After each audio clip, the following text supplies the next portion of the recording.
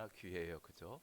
이스라엘의 찬송 가운데 거하신다 그랬으니까 사실은 성가대의 찬양 가운데 우리 주님이 보좌로 거하시는 거지요. 그래서 참 성가대가 귀한 자리고, 저도 그 성가대원으로 처음 성가대복을 입어본 날이 있었는데 얼마나 기뻤는지 몰라요. 저는 이제 노래를 잘 못하는데 박자에 박치고, 그래서 그래도 이제 목소리가 좋아서 지휘자님이 이제 그때가 부활절 칸타타인가 뭐 한번 시켜주신 적이 있어요. 성탄절인가. 근데 맨날 틀리는 거예요. 그래가지고 그 직전 연습 때까지 틀려가지고 그랬는데, 네, 이제 실전에서는 넘겼어요. 잘 박자 잘 맞춰가지고 잘해가지고 그날 은혜롭게 다 끝났는데 다시는 안 시켜요, 솔로를. 아, 그래도 참 찬양하면서 은혜를 받고요. 그렇게 뭐 칸타타 준비하면서 거의 뭐 한 달 동안 매일 밤 오잖아요. 그래도 그날이 참 기뻤던 것 같아요. 주님을 찬양하는 것이. 아마 여러분들이 찬양대를 보실 때마다 찬양대 이렇게 성가대 복을 보시면 함께 안고 싶으시고 그러실 것 같아요. 저희가 다음 주에는 우리가 찬양대원이 되는 것입니다. 그래서 다음 주 추수감사절 2시에는 우리 오후 예배 드릴 때 감사 찬양대를 제를 열 테니까요. 여러분들이 그날은 주님을 마음껏 찬양하시고요. 성가대 안 시켜줬으니까 1년치 그냥 찬양을 다음 주에 다 한번 올려드려 보시고요. 연습도 많이 하시고, 그러면서 그 과정이 은혜롭게 되길 축복합니다. 아멘. 오늘 본문 말씀을 가지고 능력의 예수님 9번째 기적의 이야기 말씀, 물 위를 걸으심이라는 제목으로 하나님 말씀을 선포하고자 합니다. 어디 위를 걸었다고요? 물 위를 걸었다. 물 위. 물은 사실은 우리가 걸을 수가 없잖아요. 액체니까. 그리고 중력의 작용을 받으니까 우리가 물 속으로 빠져야 되는데, 오늘 예수님께서 물 위를 걸으셨단 말이죠. 오늘 물은 죽음을 상징하기도 합니다. 바다 속으로 빠지면 죽잖아요. 세월호의 그 아이들이 그렇게 다, 그 젊은 아이들이 꽃처럼 쓰러졌잖아요. 그 물 속에 빠져서 그런 거 아니겠어요? 그러니까 물은 죽음을 상징하는데 오늘 그 물 위를 걸었단 말이죠. 죽음을 이기셨단 말이죠. 근데 예수님만 그랬느냐? 베드로도 예수님 바라볼 때는 베드로도 물 위를 걸었어요. 물에 빠질 때 예수님의 손을 붙잡았더니 다시 물 위를 예수님과 함께 걸었어요. 오늘 우리가 죄로 말미암아 죽을 수밖에 없는 인생이지만은 오늘 죽음을 이기신, 사망 권세를 이기신 예수님을 바라볼 때, 그 예수님의 손을 꼭 붙잡을 때 우리는 죽음을 이기는 영원한 생명의 하나님의 자녀들이 다 된 줄 믿으시기 바랍니다. 오늘 그 말씀을 가지고 하나님의 영적 교훈을 우리가 받고자 하는 거예요. 벳세다의 빈들에서 오병이어의 기적을 일으킨 다음, 그러니까 물 위를 걸으신 이 기적은 오병이어의 기적 다음에 바로 나오는 사건이에요. 그래서 이제 그 많은 5천 명의 무리들을 보내고 제자들을 먼저 갈릴리 건너편으로 가라, 그렇게 보내시고 나서 제자들을 갈릴리로 먼저 보내시고 예수님은 무엇을 하셨을까? 이 많은 무리들과 하루 종일 병을 고치고 천국 복음을 선포하시고 오병이어의 떡을 나누시는 이 모든 일을 다 하시니라고 그저 기진맥진하셨을 그 예수님께서 무리도 다 보내시고 제자도 먼저 갈릴리 바다로 보내놓고 무엇을 하셨을까? 우리 하루 종일 바다에 나가서 일하게 되면은 몸이 피곤해서 우리 사우나 같은데, 목욕탕 같은데 가서 열탕에도 들어갔다 냉탕에도 들어갔다가 그러시고 뭐 식혜라도 한 잔 잡수시고 그래야 우리는 몸이 회복되잖아요. 예수님도 그러셨을까? 사우나 가셔가지고 찜질하셨을까? 뭘 하셨을까? 23절 말씀입니다. 23절 말씀 같이 한번 읽어봐요. 시작. 무리를 보내신 후에 기도하러 따로 산에 올라가시니라. 저물매 거기 혼자 계시더니. 자, 5천 명의 넘는 무리들과 함께 부흥회를 하신 다음에, 그리고 예수님이 하신 거는 기도하러 올라가셨어요. 사우나 가신 게 아니고 기도하러 올라가셨어요. 그러면 그 예수님은 기도로 하루를 시작하시고 기도로 기적을 일으키시고, 기도로 하루를 마무리하시고, 기도로 일을 시작하시고, 기도로 일을 진행하시고, 기도로 일을 마무리하시면서 하나님께 감사하셨구나. 우리가 믿고 따르는 예수님은 기도에 젖어 있구나. 이제 우리 김장하고 있습니다마는 이게 소금에 절인 배추가 되듯이 예수님은 기도에 절인 배추란 말이죠.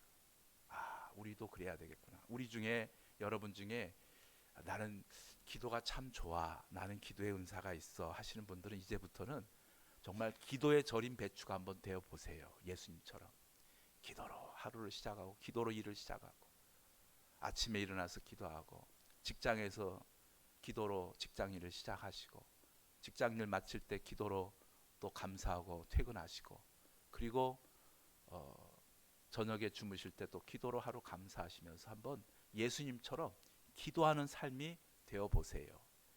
기도의 절인 배추 되시길 축복합니다. 아멘. 그래 제자들이 먼저 배를 타고 갈릴리로 건너고 있었습니다. 그런데 거친 바람이 불어서 파도와 싸우느니라 배가 좀처럼 나아가질 못합니다. 그래서 밤 사경이 되었는데도 건너갔어야 되는데 벌써 시간적으로 이게 뭐 거친 바람이 불어가지고 파도로 싸우니까 배가 나가야지. 제자리만 뱅글뱅글 맴돌다가 갈릴리 바다 한가운데 있는 거예요. 밤 사경까지. 24절 25절 말씀입니다. 같이 한번 읽어봐요. 배가 이미 육지에서 술이나 떠나서 바람이 거스름으로 물결로 말미암아 고난을 당하더라. 밤 사경에 예수께서 바다 위로 걸어서 제자들에게 오시니. 그러니까 우리가 예수님과 동행하여 형통한 거예요. 먼저 제자들만 갔잖아요. 그러면 건너갈 것 같잖아요. 다 갈릴리 어부들이고 배 다루는 건 뭐 달인 중에 달인들인데 그까짓 거 건너편 못 가겠어요? 근데 못 가요. 예수님과 우리가 함께 가야 이게 건너갈 수가 있는 거예요. 우리의 경험과 우리의 지식과 우리의 기질 가지고 주의를 한다고 성령보다 앞서 버리면 뭐 하는 것 같지만은 못 나가요. 못 나가요. 주님과 함께 해야, 성령과 함께 동행해야 오늘 형통하게 될 줄로 믿으시기 바랍니다. 같이 가셔야 돼요. 주님이 이제 같이 배에 오르니까 그 다음부터 바람이 그치게 돼서 이제 건너갈 수가 있잖아요. 그죠? 그런데 밤 사경에 예수님이 어디 위를 걸어오셨다고요? 지금 바다 위로 지금 걸어오시는 거예요. 그러니까 예수님께서 죽은 자도 살리시고 병든 자도 고치시고 귀신도 쫓아내고 오병이어로도 5,000명을 먹이고 12바구니를 남기게 하셨는데 그까지 바다 위를 못 걷겠느냐? 이렇게 생각해 볼 수 있겠지만 아직은 제자들이요, 아직은 예수님을 선생님으로 알고 있지 아직은 하나님 아들로 알고 있지 못했어요. 그저 선지자처럼 능력받은 그런 선생님이 정도로만 알고 있어 갖고 바다 위로 걸어올 줄은 꿈에도 생각 못한 거예요. 그래가지고 바다 위로 걸어오는 그 예수님을 뭐라고 착각했다고요? 유령이다, 이렇게 된 거죠. 그 말씀이 26절이에요. 같이 읽어봐요. 시작. 제자들이 그가 바다 위로 걸어오심을 보고 놀라 유령이라 하며 무서워하여 소리 지르거늘. 바다 위를 걸어오시. 바다는 아까 뭐라고 그랬다고요? 죽음 위를 걷고자. 우리가 주님의 손 붙잡고 오늘 배에 오르듯이 영원한 천국에 우리가 다 입성해야 될 줄로 믿습니다. 근데 예수님께서 그러자 뭐라 말씀한 27절 같이 읽어봐요. 예수께서 이르시되 안심하라, 나니 두려워하지 말라. 그러자 성질 급한 베드로가 예수님께 엉뚱한 제안을 합니다. 28절 같이 읽어봐요. 베드로가 대답하여 이르되 주여 만일 주님이시거든 나를 명하사 물 위로 오라 하소서 하니 그랬어요. 그러니까 사람이 중력을 벗어나서 물 위로 걷는 것이 이게 보통 일이 아니잖아요. 그런데 예수님께서는 쿨하셔요. 베드로가 지금 만일 주님이 정말 하나님의 아들이시거든 나를 물 위로 좀 걷게 해주세요. 그리고 그런 거예요. 그러니까 예수님이 아주 쿨하게 대답하셔요. 29절 같이 한번 읽어봐요.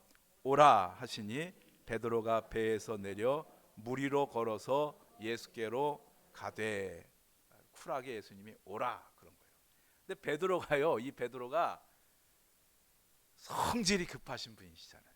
그러니까 베드로는 행동을 한 다음에 생각하는 사람이지 생각하고 나서 행동하는 사람이 아니에요. 성질이 급하니까 일단 막 저질러. 그리고 나서 생각하는 사람이에요. 오라 그러니까 아무 생각 없이 그냥 예수님 보러 막 뛰어나간 거예요. 그래가지고 막 바다 위를 걷네. 인류 역사상 사람으로서 아무런 보조 장비 없이 바다 위를 걸은 사람은 베드로란 말이에요. 예수님은 하나님의 아들이니까 빼면 베드로가 바다 위를 걸은 최초의 사람인 거예요. 아무 생각 없이 주님이 오라니까 신나가지고 주님 그러면서 목사님 그러면서 지금 막 달려가는 거예요. 달려가다가 생각하는 거예요. 이제 내가 지금 어디 위를 달리고 있지? 어디? 예.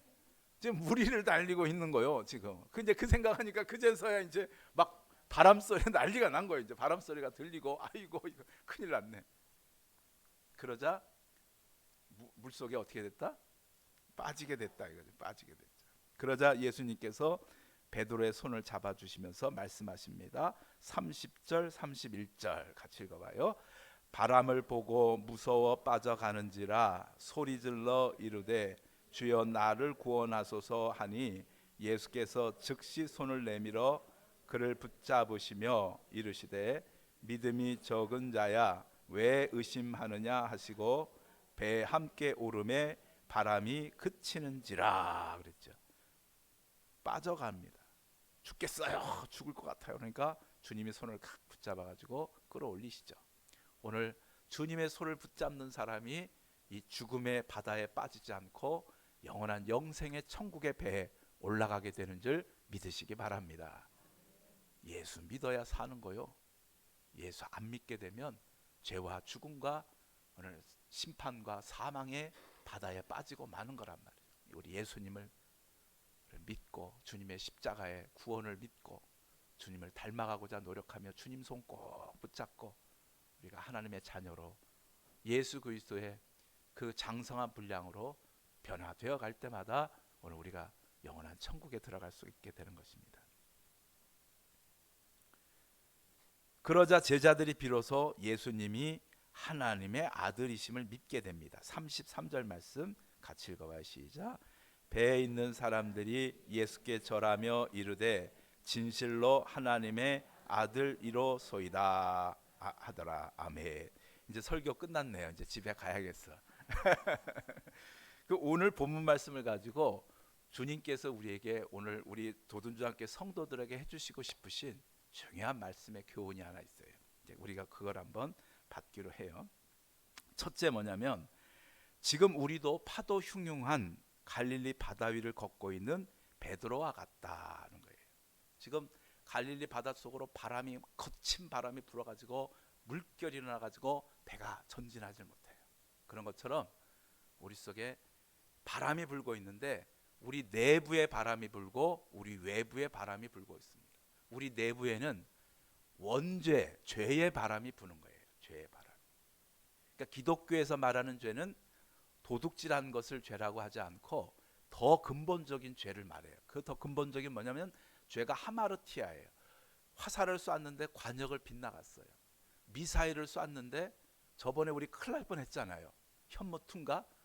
우리가 자랑하는 현무투를 쐈는데 이게 목적지에 가서 탁 떨어져야 되는데 이게 기지 근처에 떨어져가지고 하마터면 큰일 날 뻔했잖아요. 그렇죠? 그러니까 목적을 벗어나는 것을 죄라고 그러는 거예요. 오발탄. 목적을 벗어났어. 관역이 여기인데 관역을 몰라. 밖으로 나가. 이게 무슨 얘기냐면 좀 더 쉬운 말로 하면 무지한 거예요. 모르는 거예요. 더 쉬운 말. 더 쉬운 말로 그 우리나라 말로 속담이 이거보다 쉬운 말이 없는 것 같아요. 죄를 설명하는 디귿오 쌍디귿오 이응과 된장인지 구분을 못한다. 요거 있잖아요. 강대상에서 그 얘기는 할 수 없으니까 하여튼 조합을 해보세요. 디귿오 이응과 이게 인지 된장인지 구분을 못한다고 그렇잖아요. 그러니까 우리가 꼭 그래. 우리가 태어났는데 왜 태어난지 몰라. 내가 왜 태어났는지 모른대. 가만히 생각해 보세요. 죄의 근본을 가만히 생각해. 내가 왜 태어난지 몰라. 그러니까 하나님께서 나를 지으신 목적을 내가 모르는 거예요. 그러니까 이 땅에 태어난지 왜 몰라가지고요. 마귀에게 속아가지고 욕심과 욕망에 죄 짓다가 하나님의 심판과 저주받아가지고 고통독에 살다가 죽어서 지옥 가는 이 멸망의 존재가 우리예요. 왜? 디귿도인지 이응인지 된장인지 모른다니까요. 아이 그 얘기 하시면 안 돼.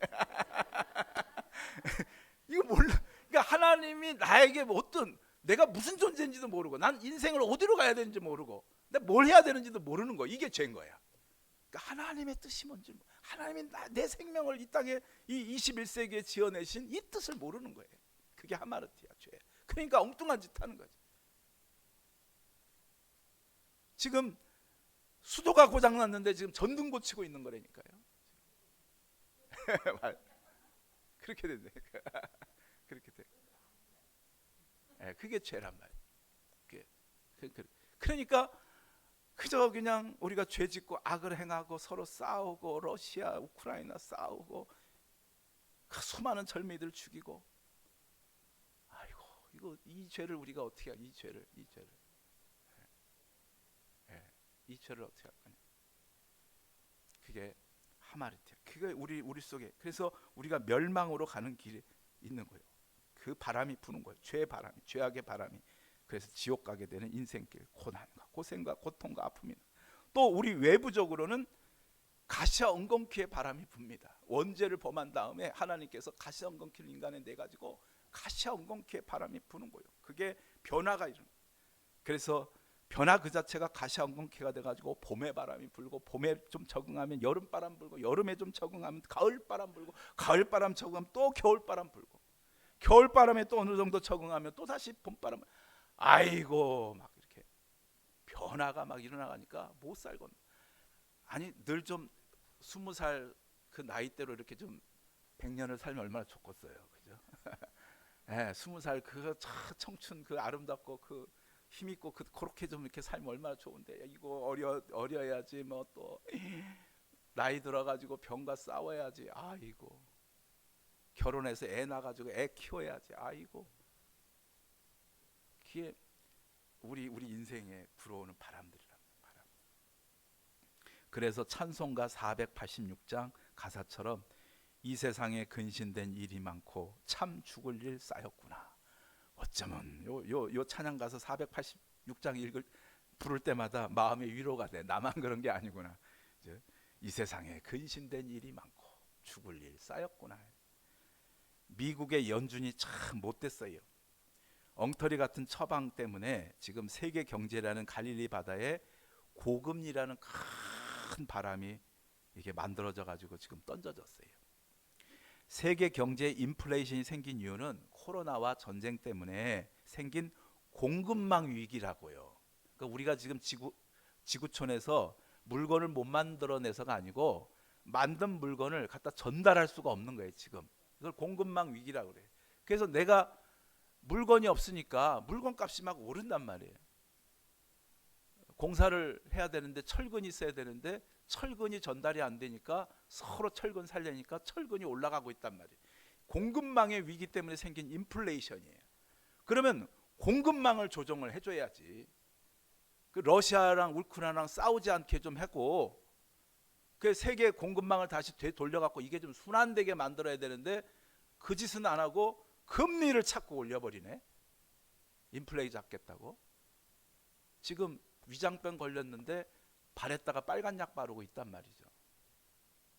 그러니까 어떻게 되느냐. 금리를 올리게 되면 사람들이 자기 돈 가지고 집 못 사잖아요. 은행에 대출해 갖고 사야지.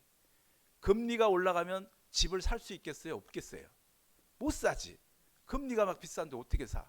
그러니까 건설업체들이 부도가 난단 말이죠. 분양이 안 되니까, 미분양이니까. 그러면 미분양되게 되면 그 건설업체에게 대출해준 은행이 부실해지게 되는 거예요. 이제 여기가 문제야. 은행이 부실하게 되면 은행이 돈을 끌어당겨야 돼. 그러면 약한 중소기업들, 잘 못 나가는 중소기업들, 잘 안 되는 중소기업들한테도 돈을 끄집어 당겨야 돼. 그러면 그 중소기업이 어떻게 돼요? 도산해버려. 그럼 도산하게 되면 어떻게 돼요? 거기 있는 직원들이 다 일자리를 잃어버리게 된단 말이에요. 일자리를 잃어버리게 되면 어떻게 돼요? 내가 빚을 져가지고 집을 샀는데 그 집값을 갚아야 되는데 갚을 돈이 없는 거예요. 우리 지금 대한민국이 가계부채 1900조예요. OECD 국가에서 가계부채가 제일 많아요. 금리가 올라가고 은행이 막 이렇게 돼서 중소기업이 2차 도산해서 실업이 막 생기게 되면 1900조 부채를 안고 있는 우리 가계가 난리가 나는 것입니다. 난리가 나. 지금 그 바람을 지금 막 연준이 막 만들어냈단 말이에요.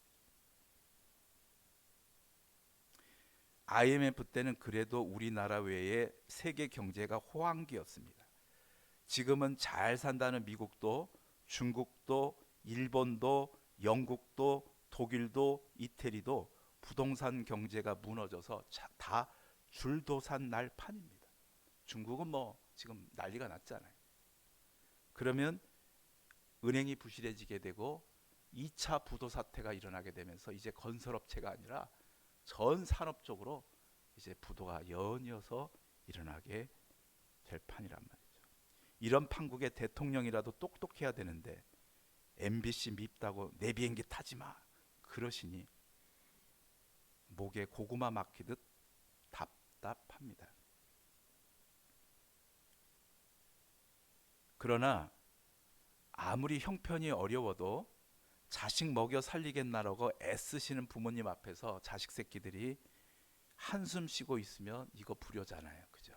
그래도 부모님은 아침부터 새벽부터 나가서 고기 잡아와가지고 애들 공부시키려고 하는데 그 부모님 앞에서 나이키도 안 사주냐고 그러면서 불평하고 불효, 이거 불효잖아요. 돌이켜보면 우리도 마찬가지예요. 예수 믿는 우리들이 하나님 앞에서 두려워하고 한숨 쉬는 것도 불효인 줄 믿습니다. 돌이켜보면 우리가 언제 형편 좋아서 난관을 헤쳐나왔나 이거요. 하나님 은혜로 헤쳐나왔지. 아담이 원죄 이후로 에덴 동산에서 쫓겨난 이후로 우리 인류와 우리 인생 앞에는 항상 가시아 엉겅퀴라는 바람이 불어오는 파도 흉흉한 갈릴리 바다 같은 거예요. 하나님의 은혜 없이는 살 수가 없는 거예요. 우리 한번 따라서 합시다. 나는 하나님 은혜 없이는 안 되는 인생입니다. 하나님의 은혜 베풀어줘야 우리가 사는 거예요. 보세요. 오늘 우리 주시는 영적인 교훈을 보시라고요. 베드로가 예수님을 바라보면 그 파도 흉흉한 바다 위를 걸어간다니까요. 보면 걸어갈 수 있는 거예요. 안 보고 바람에 막 무서우면 바다에 빠져요. 예수님을 바라보면 살고 예수님을 바라보지 못하면 그 파도 속에 빠져 죽어가는 거란 말이에요. 바라보면 걸을 수 있고 바람 바라보면 빠지고 이런 거예요. 이거 한번 해봅시다. 제가 바람 바라보면 그럼 여러분들이 빠지고 예수님 바라보면 걷고 이렇게 하셔야 돼요. 또 바꿔 하시면 안 돼요. 자, 예수님 바라보면 바람 바라보면 바람 바라보면 예수님 바라보면 예수님 바라보면 바람 바라보면 너무 잘하셔요. 너무 잘. 우리 인생을 이렇게 사셔야 됩니다. 지금만 잘하지 마시고 이제 진짜 우리 인생을 어차피 파도 흉흉한 갈릴리 바다라니까요. 죄 때문에 그렇고 막 이런 막 봄, 여름, 가을, 겨울 아이고 막 세상에 막 뒤집어지고 있잖아요. 그렇지만 바람이 센들 무슨 소용이 있겠고요. 파도가 센들 무슨 소용이 있겠어요. 무리를 걷는데 무리를 걷기만 하면 바람이 뭐 어떻게 불어도 봄바람이든 가을바람이든 겨울바람이든 여름바람 무슨 상관이 있겠어요. 파도가 30cm 치든 1m 치든 10m 치든 무리를 걷는데 그까짓 거. 아멘? 그렇죠. 주님 바라보면 벌써 안 돼. 주님 바라보면 바람 바라보면 빠지고, 그러니까 세상 바람 두려워하지 마시고 주님만 바라보면 우리는 걸을 수 있는 거요. 할렐루야. 아멘. 그러면 왜 베드로가 예수님을 바라봤을 때는 무리를 걷게 되느냐? 이게 자석이라고 생각해 보세요. 자석. 이게 자석이야. 그리고 이게 이제 그 쇠붙이라고 생각해 보세요. 자석에 딱, 우리 옛날에 실험해 많이 해봤잖아요. 과학 시간, 자연 시간에. 그래서 이렇게 해가지고 이제 이게 쇠붙이가 딱 되면 자석으로 쇠가루를 이렇게 묻힐 수 있지만 요 쇠붙이로도 쇠가루를 묻힐 수가 있잖아요. 그죠? 저만 초등학교 나온 것 같아. 그렇잖아요. 쇠가루를 묻힐 수 있잖아요. 왜? 근데 요 놈을 띄워놓고 하면 아무래도 안 묻는데 요 자석에만 붙어 있으면 여기 있는 쇠가루를 붙일 수가 있어. 요게 왜 그래요? 이 쇠에 뭐가 흘러서 자석에 자성이 흘러가는 거예요. 자석의 자성이 요 쇠붙이에 딱 흘러가니까, 그러니까 요 쇠붙이도 자석이 돼가지고 쇠가루를 붙이는 기적을 일으켜내는 쇠붙이가 된다니까요. 그러면 우리가 예수님을 바라본다면, 예수님을 바라보는 순간 예수님의 마음이 내게 스며들어오는 거예요. 자성이 생긴다니까. 예수의 자성이 생긴다니까. 제가 이렇게 쉽게 설명해도 이것도 못 알아 하면 자연 시간으로 다시 돌아가셔야 돼. 초등학교 다시 돌아가셔야 돼. 예수님을 바라본단 말이에요. 지금 예수님께 붙었어. 지금 그럼 예수님 바라보면 예수님의 마음이 내 마음에 흘러오겠어요? 안 흘러오겠어요? 흘러오지. 그럼 예수님의 능력이 흘러오겠어요? 안 흘러오겠어요? 흘러오지. 바다 위를 걸으신 예수님의 능력이 베드로에게도 흘러온다니까요. 그 얘기 하시고 싶은 거예요. 예수님의 능력이 흘러온다니까. 그런데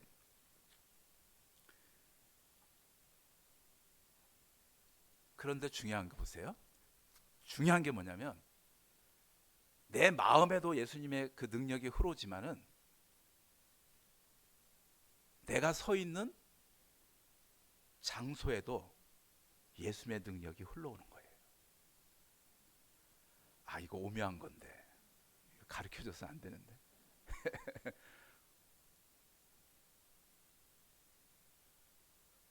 밥 한 끼 얻어 먹으면서 가르쳐야 되는데. 다시. 자, 예수님이 내게 흘러와. 이렇게 예수님이 쫙 마음과 생각과 능력이, 예수 성심이 내게 흘러오는데 내 마음에만 흘러오는 게 아니고 내가 서 있는 장소에도 예수님의 능력과 그 사랑과 그 은혜가 흘러오는 거예요. 그래서 내가 무리를 걸을 수가 있게 되는 거예요. 그걸 우리가 성소와 지성소라고 성경은 가르쳐주고 있어요. 그러니까 성소가, 지성소가 하나님 만나는 자리예요. 그러니까 우리 마음이 하나님을 이제 만나게 돼. 하나님의 은혜와 그 영광과 그 능력과 그 사랑이 우리 속에 이제 마음에 흐르지만은 그 지성소만 있는 게 아니고 성소가 있다니까요. 그 자리가, 그 장소가 거룩하게 되는 거예요. 그 자리가. 그러니까 모세가 하나님을 만나는 자리에서 떨기나무에 불이 붙는데 그 떨기나무가 타지 않잖아요. 그런데 하나님께서 뭐라고 하셔요? 네가 서 있는 자리가 거룩한 자리니 신을 벗어라, 이렇게 얘기를 하잖아요. 우리가 예수님을 바라보는 그 순간 내 마음이 지성소가 되지만 내 삶의 자리도 성소가 되는 거예요. 하나님의 임재가 있는 거예요. 영광이 있고 능력이 있고. 그래서 무리를 걷게 된단 말이에요. 이걸 우리가 삶에 적용해 보면 지금 내 가정에 여러 가지 어려운 문제가 많아요. 힘들어요. 지금 파도가 흉해. 근데 내가 그때 주님 앞에 기도해. 주님을 바라보고 있어요. 그러면 내 마음속에 평강이 찾아와요. 동시에 내 가정 속의 문제들이 해결되는 거예요. 무리를 걷게 된다니까요. 파도가 어떻든 바람이 어떻든 주님과 함께 했더니 바람이 그치더라 하잖아요. 배 위에 올라가서.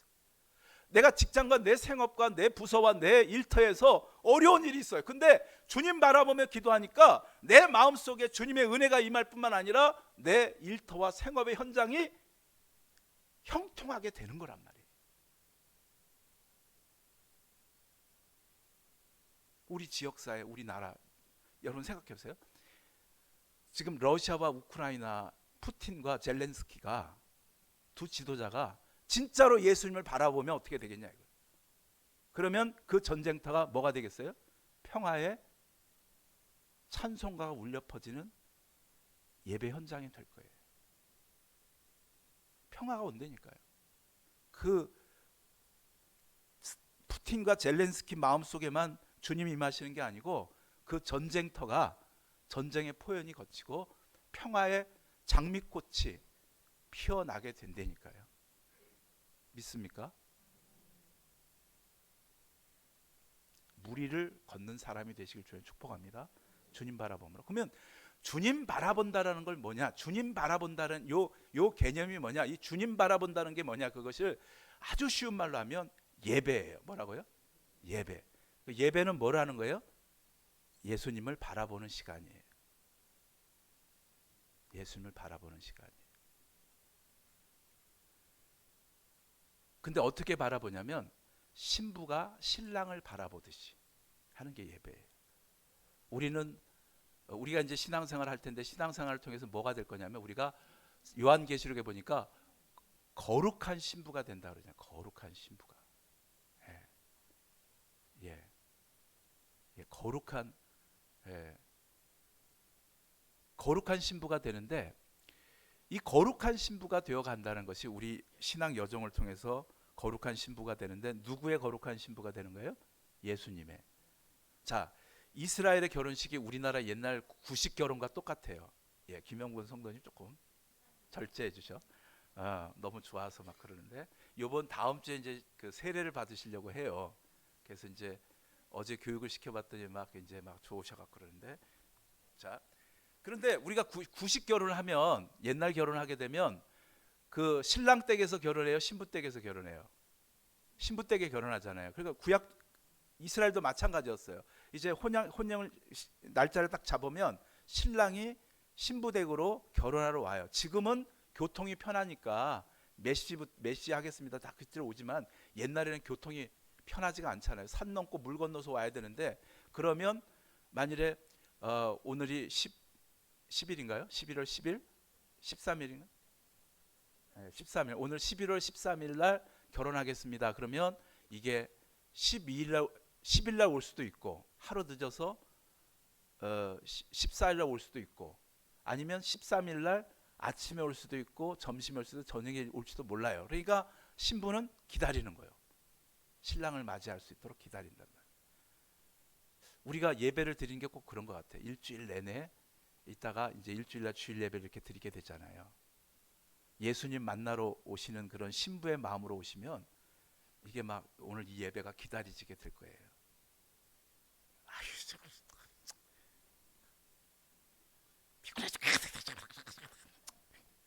그러면 예배 드리는 게 주님 바라보는 게 무리를 못 걸어 그러면 물속에 빠진다니까요. 아유, 내 신랑 뵈러 온다 생각하고 기다리는 거예요. 저희 막내딸이 그때 그 바이올린 친 막내딸이 얘가 어느 날 막 그 토요일 날 소파에서 막 뛰는 거예요. 그러니까 이제 엄마가 물어봤어요. 왜 너 소파에서 뛰냐 이 밤에? 그랬더니 내일 예배 드려서 너무 좋아서 뛴대. 야, 그래서 야, 네가 네 아빠보다 좋대. 목사인 아빠보다 네 믿음이 좋다. 아빠는 한 번도 그 예배 드리는 게 좋아가지고 뛴 적이 없는데 소파에서. 여러분 그러십니까? 예배를. 그래서 이제 예배 이제 왔어 이제. 그래서 이제 그 예수님을 바라보는 게 예배라고 그랬잖아요. 예배라는 게 바라보는데 이 사랑스러운 신부가 사랑하는 신랑을 바라보는 그 눈으로 바라봐야 되는 거예요. 이렇게. 그게 예배란 말이에요. 근데 예배 드리러 와가지고 땅만 보고 있어. 바닥만. 먼 산만 바라보고 있어. 그러면 이게 예배를 드리는 거예요? 안 드리는 거예요? 안 드리는 거지. 좀 신랑을 바라봐야 돼. 안 그러면 물에 빠진다니까요. 또 예배 들어가지고 이제 사탕을 입에 물고 있거나 껌을 짹짹 씹는데 생각해 보세요. 결혼식에 이제 주례 선생님이 주례 말씀하고 있는데 껌을 짝짝 씹으면서 팔짱 딱 끼고 그래서 어쩌라고 이러고 있으면 이 결혼 시켜야 돼요, 말아야 돼요?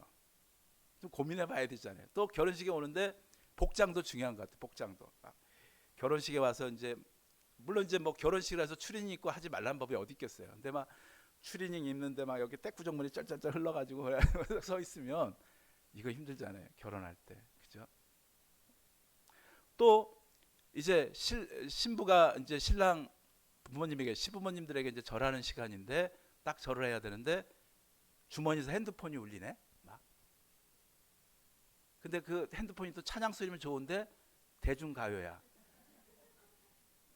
연애는 필수, 결혼은 선택, 아모르 파티, 뭐 이게 울리면, 그런데 또 그걸 또 받아. 전화를 받아가지고 나 지금 결혼식이야. 내 시어머니 앞에서 지금 절하고 있어. 우리 시어머니 얼굴 보니까 되게 무섭게 생겼네. 이따 전화하자. 이러고 있어. 이 결혼 시켜야 돼, 말아야 돼. 그러니까 우리가 예배 드릴 때 형식도 참 중요한 거예요. 형식도. 그러니까 주님을 바라보고 핸드폰도 좀 끄시고 딱 좀 이렇게 집중하시고 또 기다리시고, 그렇게 예배를 드려야 우리가 무리를 걷는 사람들이 되는 거예요. 마지막으로요. 우리 통합교단 올해 총회의 주제표가 뭐냐면요. 한번 따라합시다. 복음의 사람, 예배자로 살게 하소서. 그러니까 이번 총회 주제를 참 잘 잡으셨어요. 우리 총회장님께서 이렇게 기도하시다가 하나님의 음성을 들으신 것 같아요. 참 2023년도 어려울 거예요. 막 파도가 치는데 누구 바라보면서 산다? 예수님 바라보면서. 예수님 바라보는 게 뭐다? 예배자가 되는 거예요. 예배자가 될 때 우리가 이 무리를 걸어갈 수가 있어요. 근데 예배는 예배자의 성공이 되려면 두 영역에서 성공자가 돼야 돼요. 하나는 흠없는 제물이 돼야 돼요. 흠없는 제물. 이게 무슨 얘기냐면 우리가 주님을 향한 사랑, 그러니까 한번 생각해 보세요. 하나님께서 단백질이 부족해서 양 갖다 바치라고 그러겠어요? 하나님께서 탄수화물이 부족해서 곡식을 갖다 바치라고 했어요? 아니잖아요. 하나님 무슨 단백질이 필요하고 무슨 탄수화물이 뭐가 필요하겠어요? 하나님이 무슨 돈이 필요하겠어요?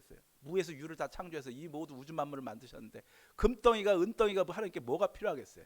근데 그걸 양을 갖다 바쳐라, 곡식을 갖다가 빻아서 소재를 드려야 하는 이유는, 이거는 우리가 보이지 않잖아요. 하나님을 사랑하는 마음이 그거를 보이는 형식에 담으라는 뜻이잖아요. 그죠? 형식이 또 있어야 내용이 담기니까 무형의 우리 마음을 유형의 것들에 담으라는 뜻이잖아요.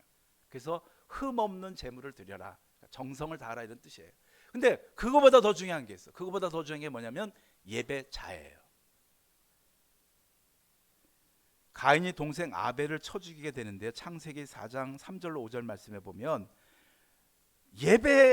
그러니까 아벨의 예배는 하나님께서 받으시는데 가인의 예배를 안 받아가지고 동생 아벨을 돌로 쳐 죽였단 말이에요. 이게 무슨 동생 재물을 뺏으려고 동생을 쳐 죽였다든가 뭐 동생 무슨 미워서 쳐 죽였다가 아니고 예배 때문에 일어난, 그러니까 인류의 최초의 죽음, 인류의 최초의 살인은 예배 때문에 생긴 문제, 영적인 문제 때문에 생긴 거예요. 근데 그 창세기 4장 3절 5절 말씀이 이래요. 세월이 지난 후에 가인은 땅의 소산으로 제물을 삼아 여호와께 드렸고 아벨은 자기도 양의 새끼와 그 기름으로 드렸더니, 한번 따라합시다. 여호와께서 아벨과 그의 제물은 받으셨으나 가인과 그의 제물은 받지 아니하신지라.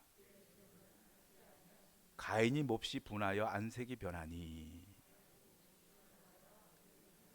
그러니까 아벨은 양을 쳤으니까 양을 바쳤을 테고요. 가인은 농사를 졌으니까 우리 다음 주에 우리 여기 쌀과 이렇게 우리가 하나님께 이렇게 감사함으로 드리잖아요. 그런 것처럼 쌀을 이제 제물로 드렸는데, 그러면 하나님이 무슨 단백질이 필요한 것도 아니고 무슨 탄수화물이 필요한 건 아니니까 제물은 상관이 없는 거예요. 양이든 쌀이든 상관이 없는 거예요. 문제는 뭐예요? 아벨과 아벨의 제물은 받되 가인과 가인의 제물은 받지 않았다. 그러니까 제물은 상관없으면 예배자인 가인이 문제가 있는 거예요. 예배자인. 교회 와서는 막 거룩한데 교회 밖으로만 나가면 욕쟁이, 쌈쟁이, 거짓말쟁이 이렇게 돌아다니고 있는데 하나님께서 어떻게 그 사람이 예배를 받으시겠어요? 내가 예배를 드렸으면 정말 예배자로서 삶 속에서 예배자로 살아야지. 그래야 그 다음 하나님께서 그 예배자와 그 제물을 받으시고 무리를 걷는 인생을 살아갈 수가 있게 된단 말이죠. 우리가 주일날만 와가지고 예수님 바라보고 그 다음에 세상 속에 나가가는 따시 욕쟁이, 쌈쟁이, 거짓말쟁이 해가지고 살아가면 그 사람에게 무슨 예수 그리스도의 임재의 능력이 나타나겠냐고 이거요. 물속에 빠져 죽지. 예배자로서의 우리가 중요한 거예요. 한 가지만 더 말씀드리면 시청각 교육을 해야 돼. 이게 자석인데 이 쇠붙이를 한 번 이렇게 붙이면 그 다음에 쇠가루만 안 붙잖아요. 우리 자연 시간 해봤잖아요. 이거를 막 여러 번 막 붙였다 띄었다 붙였다 비볐다 해가지고 딱 하면 자성이 강해져 갖고 쇠가루를 비록 자석하고 떨어졌어도 쇠가루를 붙여오잖아요. 마찬가지. 우리가 예수님을 바라보면 무리를 걷게 되는데 예배가 그거라고 그랬잖아요. 그러면 예수님을 자주 바라보면 더 강해지고 더 거룩한 신부가 되어가는 거예요. 예배를 우리가 자주 드리게 되면, 그래서 수요 예배도 있고, 그래서 외국 사람하고 틀리게 한국 사람의 한국 교회의 특징은 뭐냐면 예배가 엄청 많아요. 어제도 우리 여기 서면 감리교회 새로 오신 목사님과 같이 식사를 같이 했는데요. 근데 그 목사님이 부목사셨다가 이제 담임 목사님이 되셨어요. 젊은 목사님이 오셔서 아마 활성화될 것 같고요. 여기 십자가 교회도 젊은 전사님이 오셨어요. 이제 막 젊게 이제 사역을 하실 것 같아요. 근데 그 목사님이 부목사님 되셨다가 이제 담임 목사님 되시니까 뭐가 어렵냐면 설교할 게 너무 많대요. 부목사 때는 이제 오후 예배 때 한 번만 하면 되는데 담임 목사 되니까 아침 새벽 기도 해야지, 수요 예배 설교해야지, 금요 찬양 기도 설교해야지, 아침 일부 해야지, 이 오후 예배 해야지, 신방 설교 해야지, 막 설교할 게 너무 많다고. 대한민국 교회의 특징이 그거예요. 예배를 무척 많이 드려. 그런데 그게 자원도 없고 기술도 없었던 전쟁 폐허에서 한강의 기적이 일어난 이유인 거예요. 그게 주님을 바라보면 무리를 걷는다니까. 자꾸 바라봐야겠어요? 뜸하며 바라봐야겠어요? 매일 바라봐야지. 매일 바라봐야. 매일 봐. 예수님이 지금 기도에 쩔어 있었다니까. 무슨 얘기예요? 아침에도 기도하고 점심에도 기도하고 저녁 마무리도 기도하는 게 무슨 얘기예요? 하나님 바라보고 있잖아 지금 예수님이. 그게 기도에 이렇게 하나님 바라보고. 오늘 말씀을 맺겠습니다. 사랑하는 도둔주와 함께 성도 여러분, 지금 우리 모두는 파도 흉흉한 갈릴리 바다 위를 걷고 있는 베드로와 같습니다. 세상의 바람을 보다가 바다에 빠지는 베드로가 되지 말고 예수님만 바라보는 참 예배자가 되심으로 예수님과 함께 무리를 걷는 베드로가 다 되시기를 주님의 이름으로 축복합니다. 사랑의 아버지 하나님, 저희 새벽 기도회가, 저희 수요 예배가, 저희 구역 예배가, 저희 주일 예배가 주님을 바라보는 신령과 진정으로 드리는 예배 현장이 되게 해주셔서 우리도 주님 공급해 주는 힘과 능력으로 죄악의 물리를 걷게 하시고 죽음의 무리를 걷게 하시고 세상의 가시와 엉겅퀴의 무리를 걷는 승리하는, 주님과 함께 승리하는 베드로가 되게 해 주시옵소서. 예수님 이름으로 기도드리옵나이다. 아멘. 우리 옆사람 뒷사람에게 무리를 걷는 베드로가 됩시다. 시작. 할렐루야.